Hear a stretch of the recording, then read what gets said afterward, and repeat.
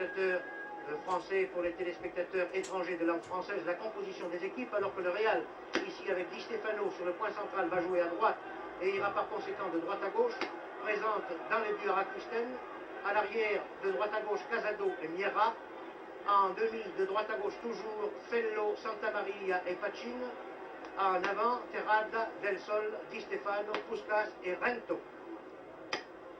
Les Italiens qui sont à gauche en maillot rayé donc présentent Anzolin dans les buts, Sarti et Garzena à l'arrière, John Charles, le Gallois demi-droit, Bercellino demi-centre, Leoncini demi-gauche.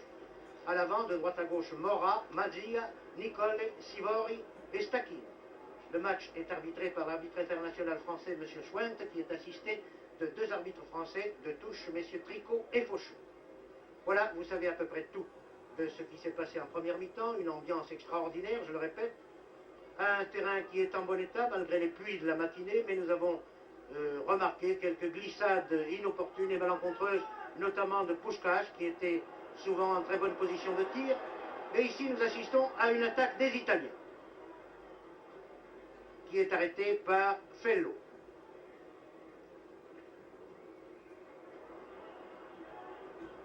M. Schwent, qui a très bien arbitré la première mi-temps et qui a su tenir les équipes malgré les tacles assez violents, assez rudes, et les frictions qui existaient entre Italiens et Espagnols, n'a laissé passer aucune faute.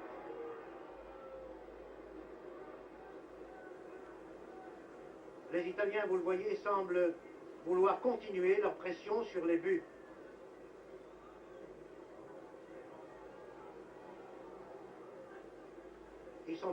Ils se dégagent ici par leur arrière droit Sarti, à la suite d'une sortie en 6 mètres.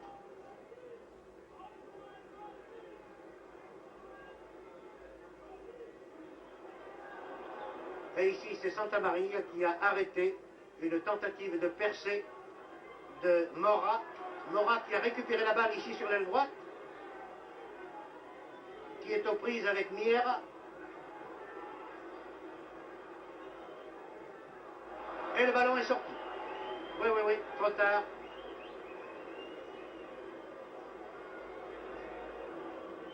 Pierre Sabac vient de nous montrer en gros plan que malgré les protestations de l'ailier droit italien Mora, son action avait été poussée trop loin, hors de la ligne des 6 mètres.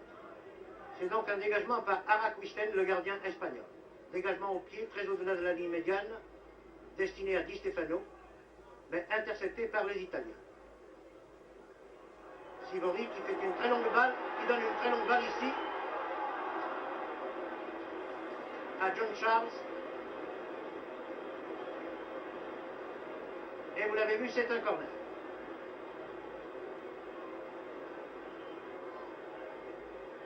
John Charles qui porte le numéro 4, mais qui est assez souvent en position d'avancement. C'est un colosse, John Charles. Et c'est un redoutable buteur. Sivori qui tire ici, mais qui ne surprend pas Araquisten. Mais le tir était très beau, très tendu, très bien dirigé. Sivori semble avoir fait la conquête du public parisien. Nouveau coup franc, accordé aux Espagnols par M. Schwent, tiré par Fello.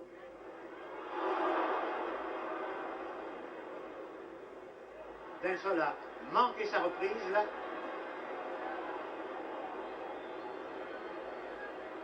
Et Terrada, désespéré, a laissé filer les Italiens, qui sont contrés ici par Biera, puis par Rento, rabattu au centre. Et c'est un nouveau départ italien par le puissant Nicole, qui est presque aussi costaud, si j'ose dire, que John Charles.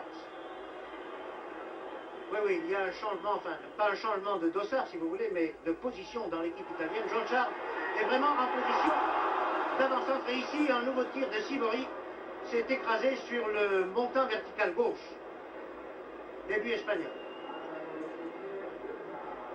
La balle est sortie, mais elle avait été touchée auparavant par un défenseur espagnol. C'est donc un corner.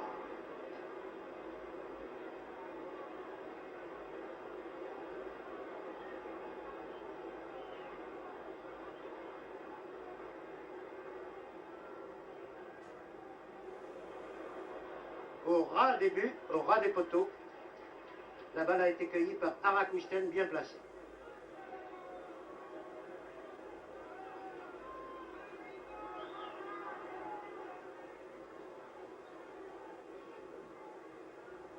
Long dégagement d'Arakwisten, dégagement de 70 mètres.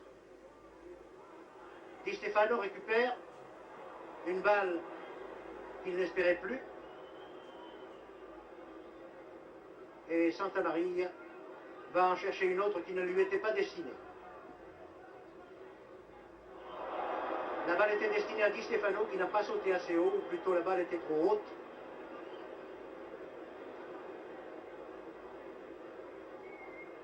On ne peut pas dire pour lui trop court des cheveux puisqu'il n'en a plus. Coup franc par Miera, l'arrière gauche espagnol.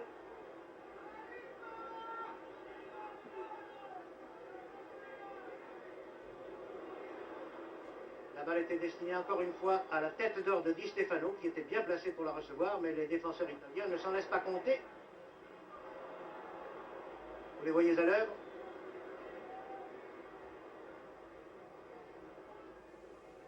Ici, bonne interception de la tête par Casado, qui permet aux Espagnols de repartir, mais ils ne vont pas loin. Pachin a été arrêté. Les Espagnols repartent par leur aile gauche. Les Italiens, pardon, repartent par leur aile gauche.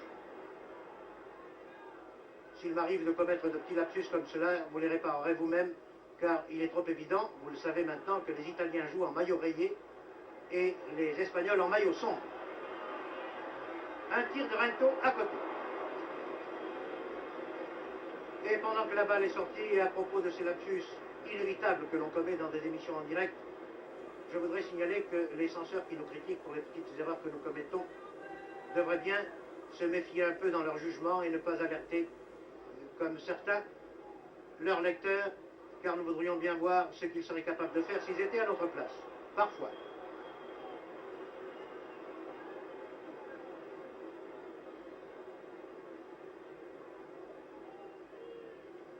Coup franc pour les Espagnols, Santamaria.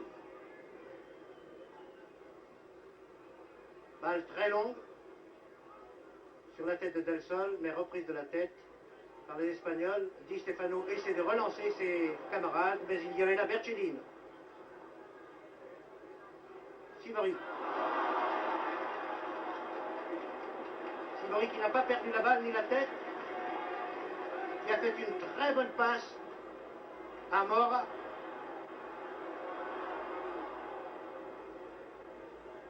Interception de la tête par Pachin, mais les Italiens, attention, cela pourrait être dangereux.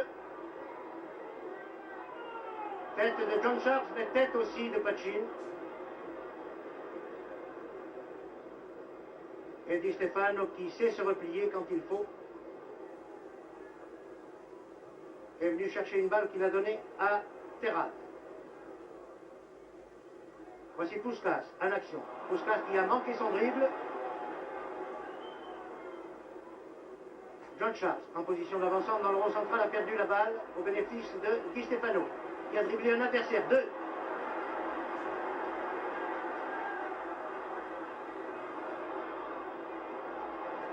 Formidable Di Stefano.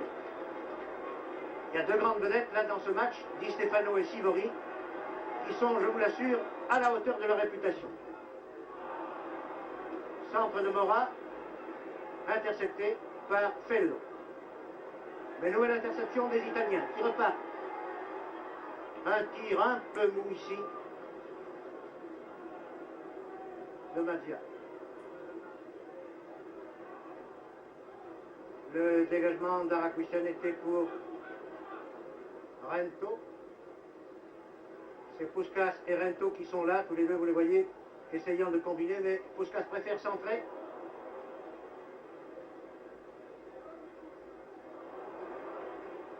Nicolet Devi. Voici le grand Sivori à l'action.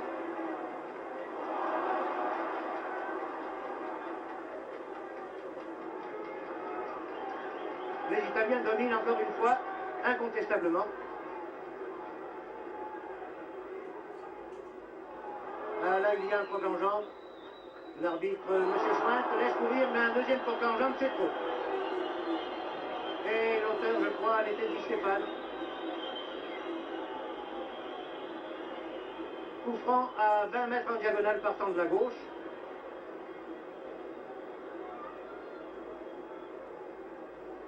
Le mur espagnol me semble trop près. Il n'est pas à 9 mètres du point de coup franc.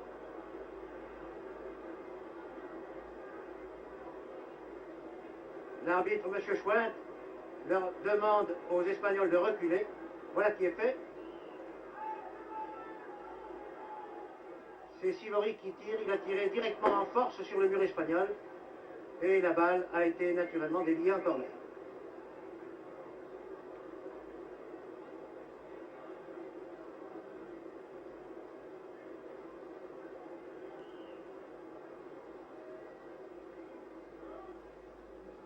Cette fois, le corner est tiré en retrait.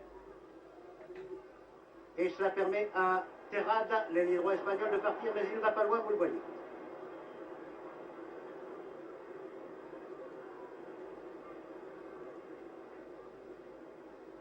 Il y a maintenant 11 minutes que la seconde mi-temps est commencée. Et je rappelle pour les téléspectateurs qui auraient pris l'émission en cours que les deux équipes sont à égalité, chacune d'elles ayant marqué un but au cours de la première mi-temps. 1-1 par conséquent au repos.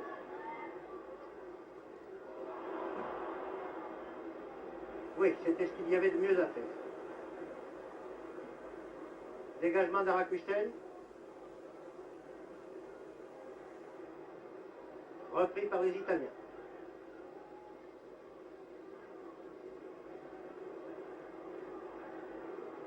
Jeu très alerte, vous le voyez, la balle volant d'un camp à l'autre, mais avec une légère domination territoriale italienne.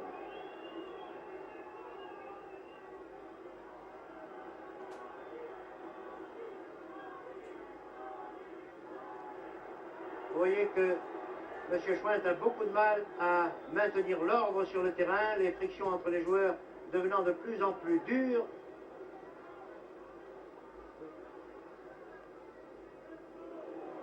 Sur ce coup franc, Arakusten boxe très bien la balle, qui revient dans les pieds des Italiens, qui attaquent ici maintenant par leur arrière droit, Sarti.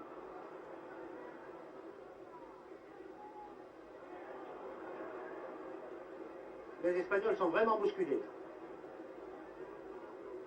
Vous voyez avec quelle maestria les Italiens conservent le contrôle de la balle. Enfin, les Espagnols vont pouvoir se dégager. Et je vais en profiter pour rappeler, surtout à l'intention de nos téléspectateurs belges, que le vainqueur de ce match, nous ne savons pas encore quel il sera, puisque les deux équipes sont à égalité, doit rencontrer en demi-finale de cette même Coupe d'Europe la sympathique équipe du Standard de Liège entre le 1er mars et le 15 avril. Le premier match aller devant se jouer à Turin ou à Madrid, selon que ce sera la Juventus ou le Real qui gagnera ce soir. Le match retour ayant lieu à Liège. Où ici un tir à côté de Di Stefano, qui n'a pourtant pas l'habitude de commettre de telles maladresses. Mais il était très pressé. Puisque nous parlons des prochaines demi-finales, signalons que l'autre demi-finale, la deuxième, opposera l'équipe anglaise de Tottenham à l'équipe portugaise de Benfica, tenante de la Coupe d'Europe. Dégagement par Anzolin. Balle récupérée par Pachin. Pachin, Felo qui réussit à passer.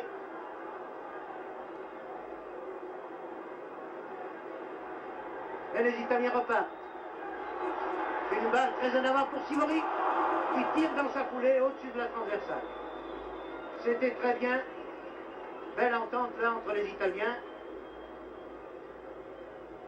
Et action astucieuse de Sivori.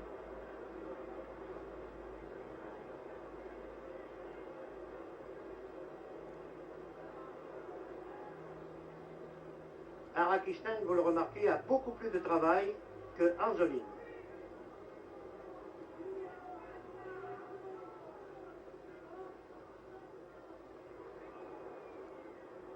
Puskas. Puskas Del Sol. Non. Intervention de Sarti. Sivori, le voici, qui glisse, mais conserve la balle. Une main involontaire, mais réelle.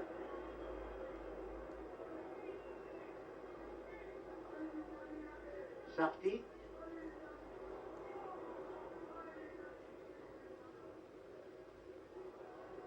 Et voici le petit jeu de passe des Espagnols qui reprend, mais Di Stefano là avait poussé sa balle trop loin.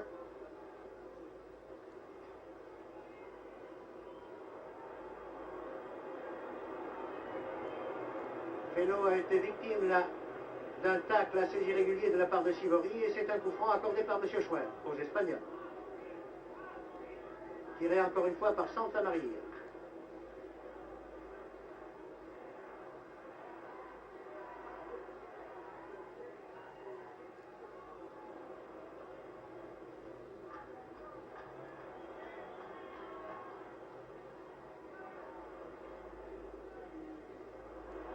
Et voici un nouveau départ italien qui pourrait être dangereux.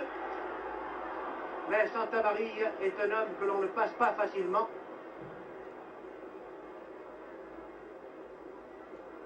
Un joueur italien est blessé, il se roule à terre là-bas.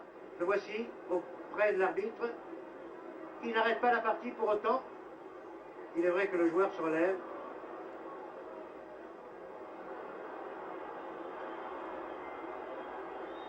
Et les Espagnols là se dégagent un peu au petit bonheur comme ils peuvent. L'arbitre intervient pour empêcher un pugilat.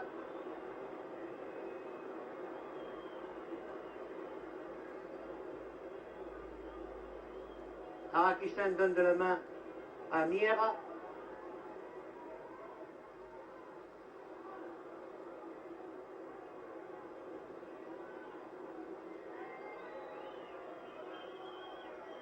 Puskas dans ses œuvres, le voici.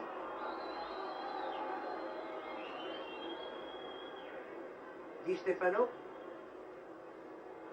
Tout ça c'est très bon, attention! Le tir de Di Stefano a été très bien arrêté par Anzolini. Il n'était pas très puissant ce tir, mais enfin, il était bien dirigé.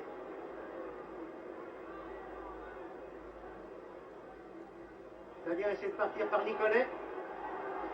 Il continue. Attention! Ouh, la balle passe de peu à côté. La balle qui avait été tirée par Stacchini du droit est passée de très peu à côté. Belle occasion manquée de peu de la part des Italiens.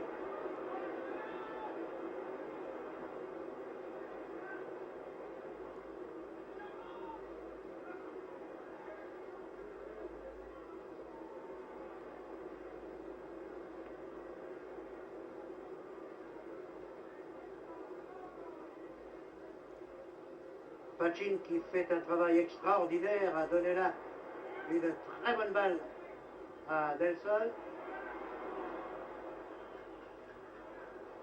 Mais le demi-centre italien Bercellin a arrêté cette attaque.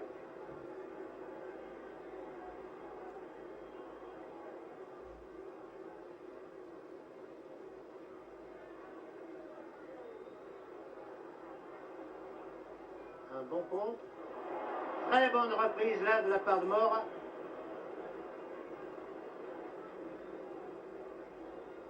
Une reprise qui avait aussi le caractère d'un pied en avant, ce qui est une faute.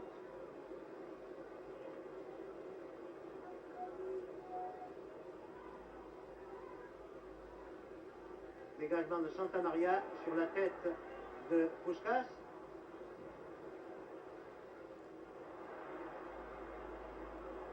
Et je ne crois pas qu'il y ait corner, malgré les protestations de Terrade. Oui, simple sortie en 6 mètres.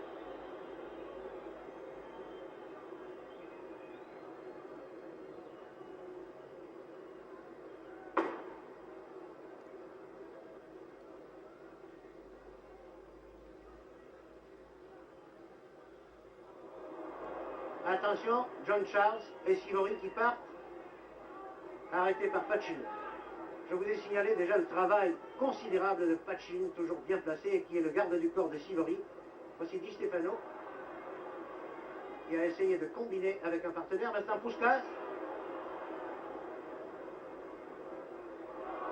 et un fauchage caractérisé de Di Stefano, oui. Coup franc à 20 mètres, vous le voyez, presque à l'angle de la surface de réparation, un coup franc donc assez dangereux. Allons-nous assister à un tir direct de la part de Puskás, qui est le buteur de l'équipe du Real? Sans doute. À moins qu'il cherche par un lobe la tête de Di Stefano. Et c'est bien ce qu'il a fait!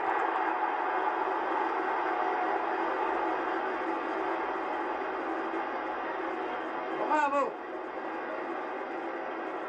Sur le coup franc, tiré par Puskás à la 21e minute de cette seconde mi-temps,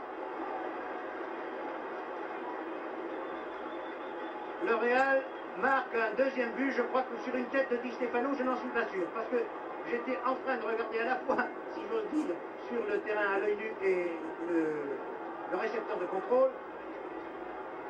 Mais si ce n'est Di Stefano, c'est Rento. Peu importe, le Real gagne, mène par 2-1 pour l'instant. Et voici les règlements de compte qui commencent sur le terrain. Sivori a abattu un joueur du Real qui est Puskás. Puskás qui se relève, que l'on relève plutôt. Les soigneurs, les dirigeants de chaque équipe viennent sur le terrain. Un autre Italien est touché. C'est Sivori. Mais je crois qu'il y a plus de peur que de mal, d'un côté comme de l'autre. Aussi bien pour Sivori que pour Puskás, tant mieux.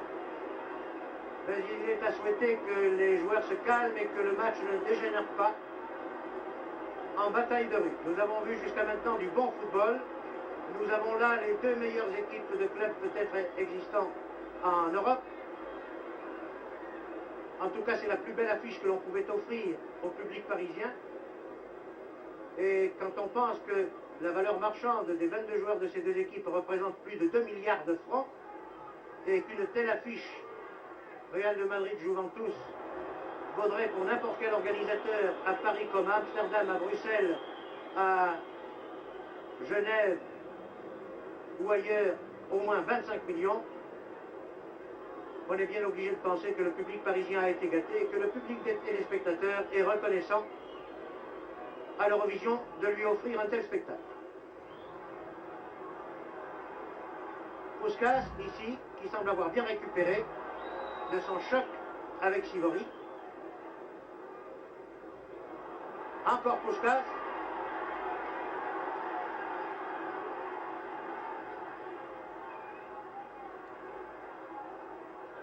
Rento.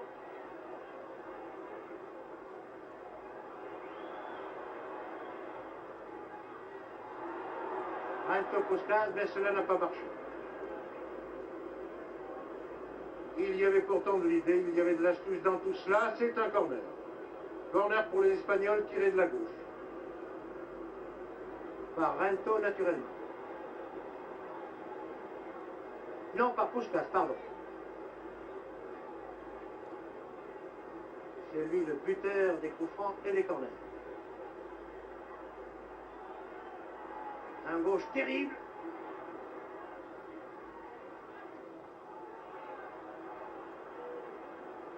Et les Italiens n'ont d'autre recours que de dégager en touche.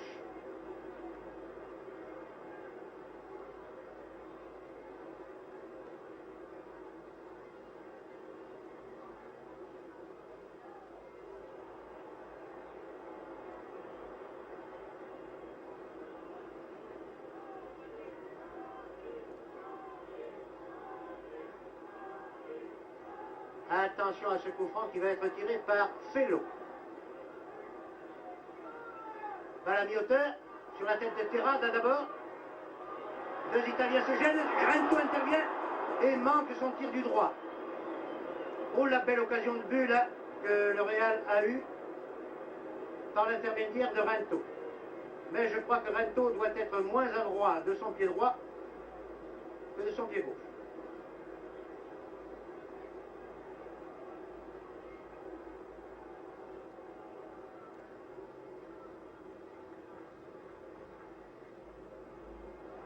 Rappelons le score alors que nous sommes maintenant à la 23e minute de la seconde mi-temps.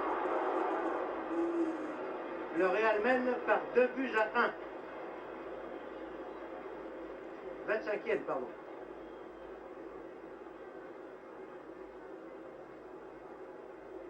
« 25e minute de la seconde mi-temps, il reste encore 20 minutes à jouer par conséquent.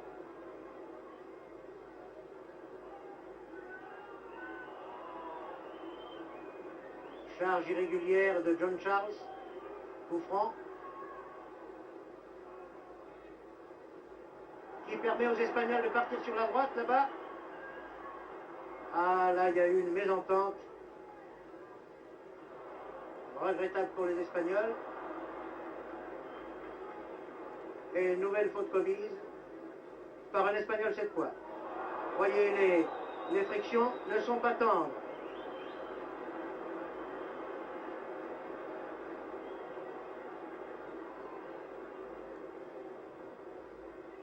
Le coupable était Del Sol cette fois.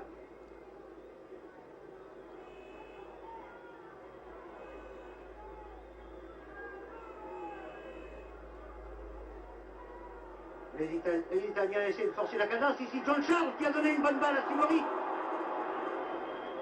Oh, la tête de John Charles était admirable. Et je crois que c'est ainsi que le but victorieux de Madrid au match retour a été marqué. John Charles était à peu près dans la même position. De la tête, il a donné une balle à Sivori qui a tiré et qui a marqué le but de la victoire. Là, la passe de la tête de John Charles à Sivori était aussi précise, mais le tir de Sivori l'était beaucoup moins qu'à Madrid. Puskás, pris en sandwich entre deux Italiens, obtient un coup franc. Coup franc qui va être tiré par Di Stefano. Non. Pas Pachin. Pachin qui n'aime pas beaucoup quitter Sivori. Ici un tir très mou qui ne pouvait pas inquiéter Anzolin.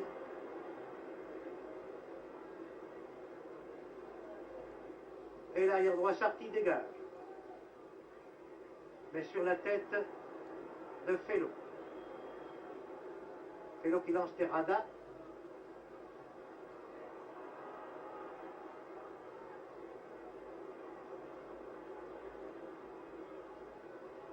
Coup franc pour le Real. Par Casado. La balle arrive à Felo. Terrada qui est littéralement abattu. C'est l'arbitre qui laisse courir. Voici l'Espagnol qui se tourne de douleur, qui n'est pas encore relevé d'ailleurs. Un Italien qui tombe maintenant. Match très dur, très âpre.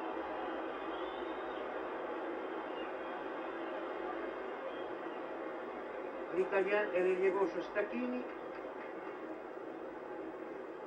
Et l'Espagnol blessé est l'ailier droit Terrada. Stacchini semble plus touché, il boite, il sort. Match très difficile à arbitrer. Et donc jusqu'ici, M. Schwint s'est tiré tout à son honneur. Il a une curieuse coiffure sur le crâne, M. Schwint. Il doit avoir peur de la bruine qui tombe un peu sur le Parc des Princes en cette soirée du dernier jour de février.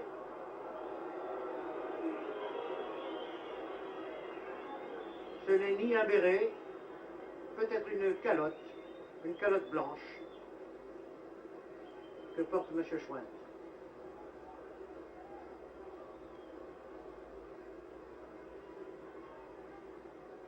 Arak Wisten qui doit savoir qu'il ne reste plus qu'un quart d'heure à jouer environ, très exactement 15 minutes 30 secondes, pense que le temps travaille maintenant pour le Real, c'est-à-dire pour son équipe.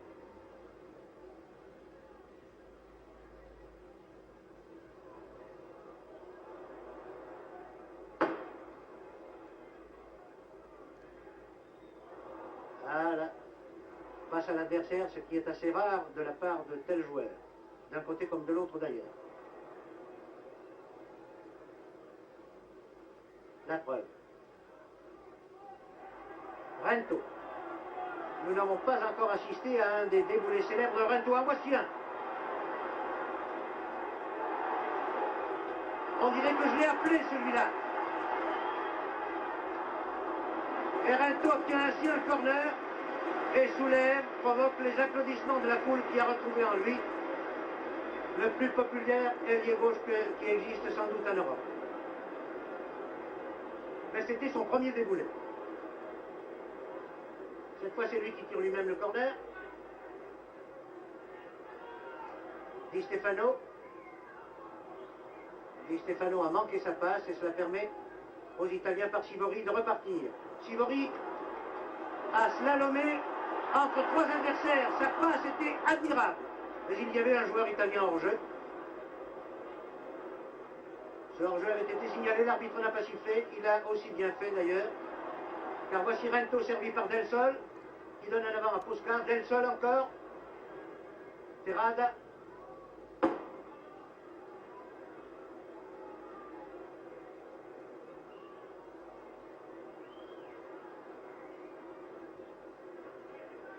Et faute de Di Stefano. Ah, la déviation de Sivori a été très belle aussi.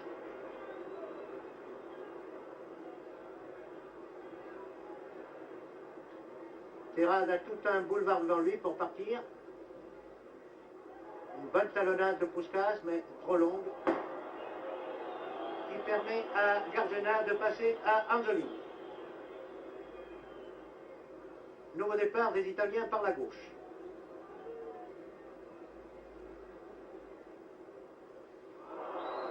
Rock en jambe.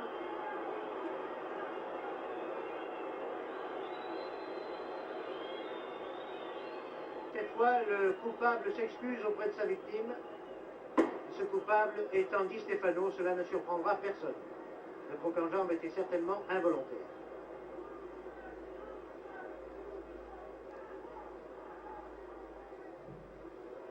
Coup franc très dangereux. Et Arakusenan avait jugé ainsi puisqu'il est sorti très opportunément pour cueillir cette balle.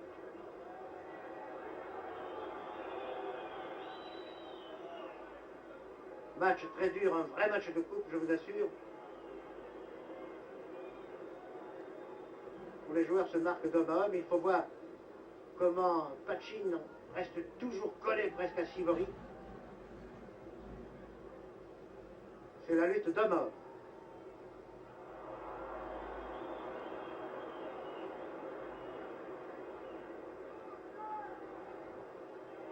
Attention, un tir mais à côté.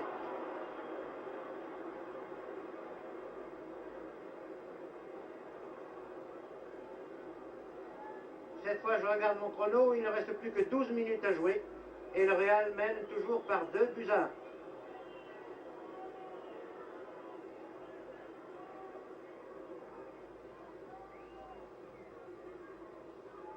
Dégagement pour Del Sol. Qui donne en rentrée à Mira. Mira Del Sol. Di Stefano. Le Real semble avoir retrouvé toute sa maîtrise. Attention à Rento. Oh, très bon centre en retrait de Rento. Et là, je ne sais qui a manqué cette reprise. Je crois que c'est Puskas. Oui, c'est Puskas. Sur le centre en retrait de Rento, cela aurait fait un troisième but pour le Real, au moment même où je disais que le Real semblait avoir retrouvé toute sa maîtrise devant le public parisien. Et le Real, dont on disait qu'il était constitué par une équipe de vieux, veut sauver le prestige et la gloire du passé de son équipe, alors que Sivori avait une magnifique occasion là d'égaliser et qu'il vient de la manquer. Le voici Sivori, qui ne se pardonnera sans doute jamais d'avoir manqué ce but d'égalisation qui aurait permis peut-être à la Juve de continuer à espérer.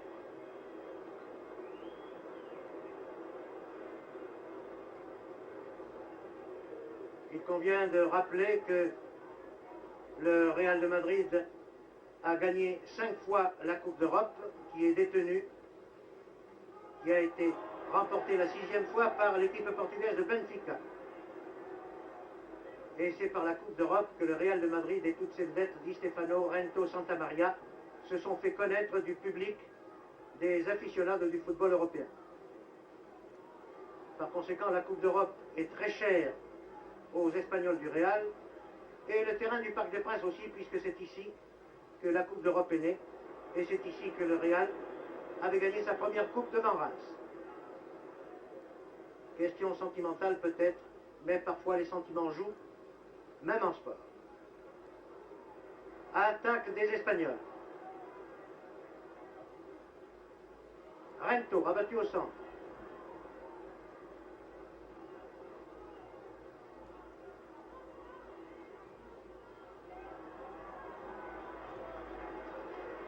A été stoppé.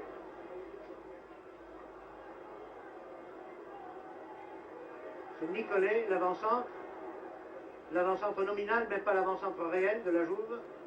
Et voici Sivori.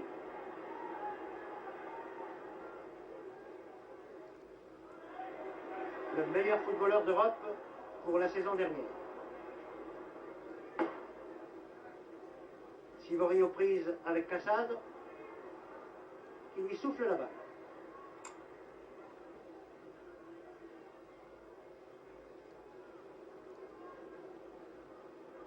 Voici une très bonne descente. Et un corner.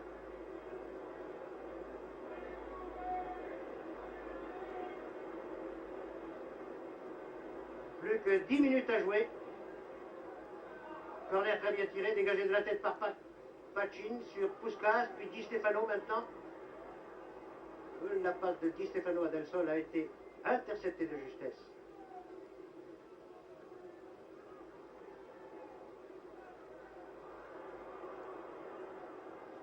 Di Stefano.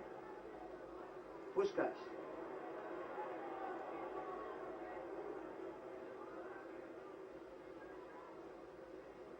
Puskas qui sait que Rento est derrière lui. Attention à la talonnade, non, trop tard.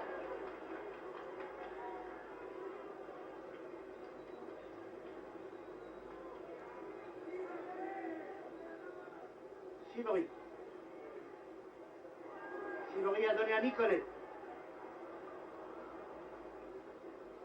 Et Santamaria est là, donne à Del Sol.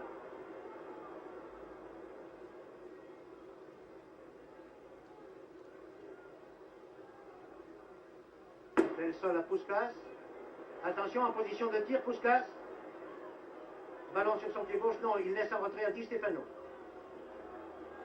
Cherche à se démarquer en même temps. Puskas, oui, il reçoit la balle. Di Stefano a compris, attention. Et c'est Terrade. Et c'est Terrade qui marque le troisième but du Real. À la 38e minute de la seconde mi-temps.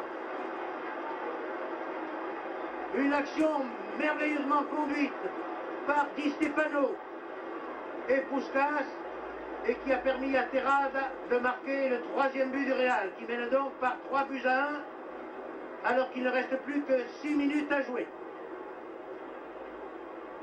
Eh bien, je crois, amis belges qui suivez ce programme, que c'est vraisemblablement le Real de Madrid qui aura à rencontrer votre Standard de Liège en demi-finale de la Coupe d'Europe. Et ce sera un beau spectacle aussi.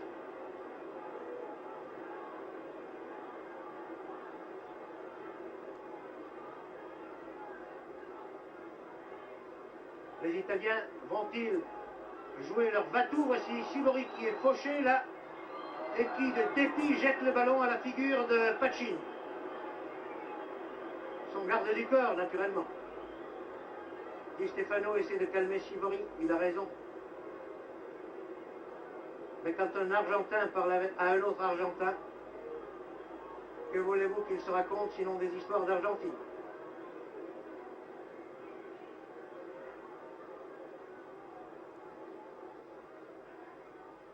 Coup franc pour la tête de Charles.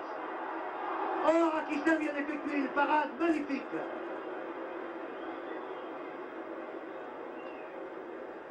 Mais il y avait hors-jeu. Ah, la tête de Charles était splendide. Et pourtant, elle n'était pas facile à réaliser. Il était tout en déséquilibre et pris à contre-pied.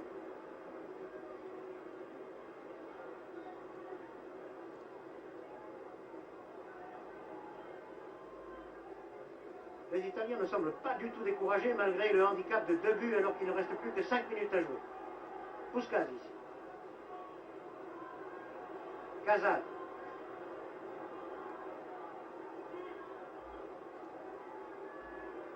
Del Sol, Terrada. Et touche.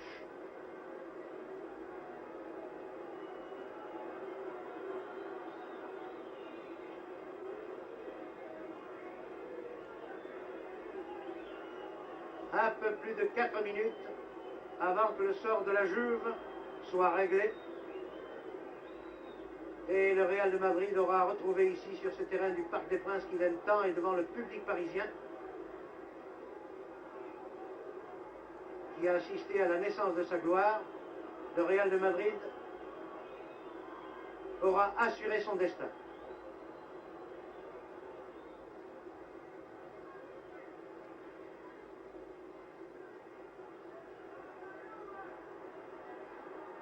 Et voici encore un fauchage très irrégulier de Puskás qui va valoir un nouveau coup franc au Real. Coup franc, vous le voyez, à 1 mètre de la ligne des 6 mètres et à 2 mètres à l'extérieur de la surface de réparation. Mieux qu'un corner par conséquent. Tiré en force par Puskás pour permettre une déviation possible par Di Stefano qui avait très bien compris et qui s'était porté au devant de la balle.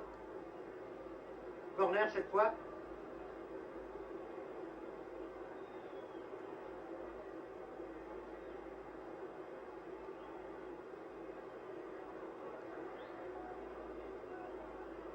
Très méticuleux, M. Puskás. Il va vouloir enlever cette balle assez haut. Non, demi-hauteur plutôt.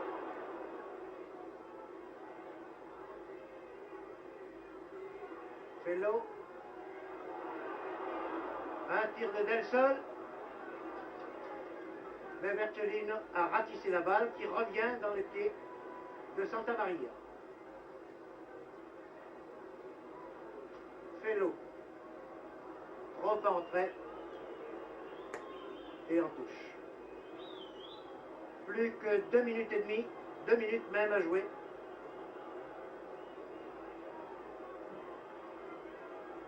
Les Italiens repartent, mais ils ne doivent pas avoir un bien grand moral maintenant. Sivori porte trop la balle et voici une ruade de Pachin sans doute, qui est, je vous l'ai dit, le garde du corps attitré de Sivori. Et l'arbitre, M. Schwent, avec sa petite coiffure blanche là, dont on ne saurait dire, vous le voyez, si c'est un béret, une calotte ou une casquette. Véritable plâtre sur la tête. Coup franc aux Italiens. Vous voyez les agents du service d'ordre qui viennent prendre place autour du terrain. Le coup de sifflet final ne va pas tarder à retentir. Il n'y a plus qu'une minute à jouer alors que Rento a la balle au pied et va donner aux spectateurs du Parc des Princes et de la télévision l'image d'un de ces déboulés classiques. Là voici le Rento irrésistible qui donne une bonne balle à un partenaire qui la lui rend. Et seulement Rento, qui en avait trop fait, a donné une balle au centre où il n'y avait aucun de ses coéquipiers. Et cela permet aux Italiens de se dégager et d'essayer de repartir alors que nous sommes à quelques secondes de la fin de ce match où le Real de Madrid mène par 3 buts à 1. Ici Leoncini en position d'ailier droit.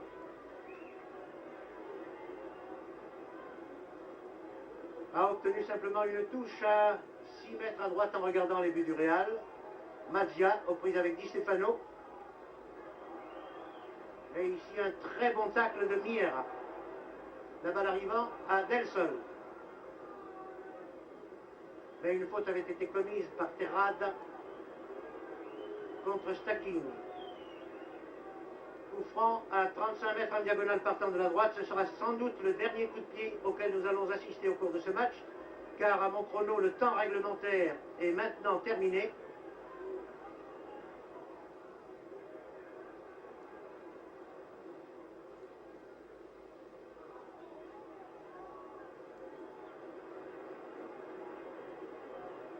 Un joueur espagnol est affalé dans la surface de réparation devant le but d'Arakistan et c'est la fin, sifflée par M.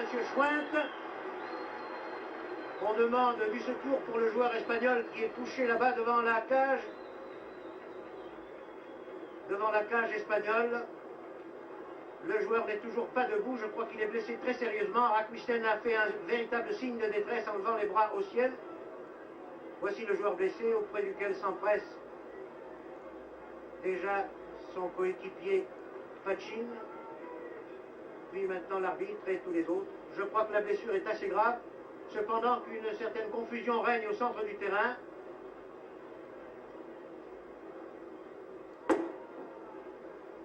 Et voici John Charles au premier plan qui sort en boitillant et qui regagne tristement les vestiaires. La célèbre équipe de la Juventus de Turin n'aura pas fait la carrière glorieuse qu'elle espérait en cette Coupe d'Europe, pendant que les joueurs du Real de Madrid viennent de saluer une dernière fois la foule parisienne qui les a ovationnés,